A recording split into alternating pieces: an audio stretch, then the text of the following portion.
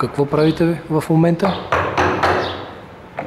Първо да се представя, казвам се Иван Николов. От Велико Търново съм, заедно с моите колеги, 5 човека сме общо. Бяхме поканени на скулптурен симпозиум тук в Банско, за да направим по една или две скулптурни такива творби, дървопластики.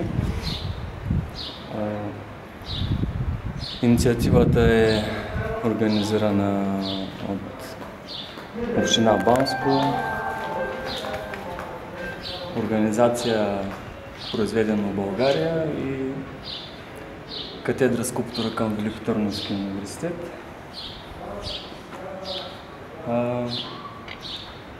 Аз съм завършил студент преди 6 години. Другите колеги, един от тях е студент все още, двама докторанти.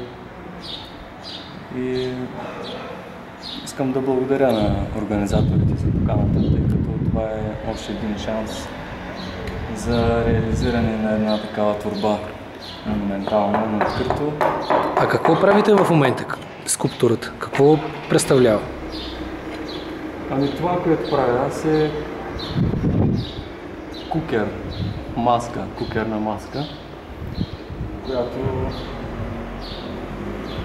след като я завърша, ще бъде патинирана в така интересни цветове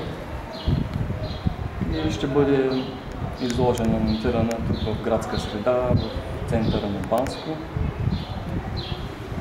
Идеята на кукерните маски, както знаем, и на целия обичай и обред е да прогонва злите духове. Също така ние имаме тема, която по един или друг начин всеки от нас се стреми да застъпи в идеята си, в творбата, която създава. Темата е непресъхващите извори. В случая кукерите са част от фолклора, който е един непресъхващ извор, който винаги е отволявал жаждата за култура, за изкуство. Какво ви е впечатлението от Банско, така като... Хубав град, подреден. Природата тук е Пирин планина, много красиво. Хубави хора. Добри впечатления имам като цяло. Добре.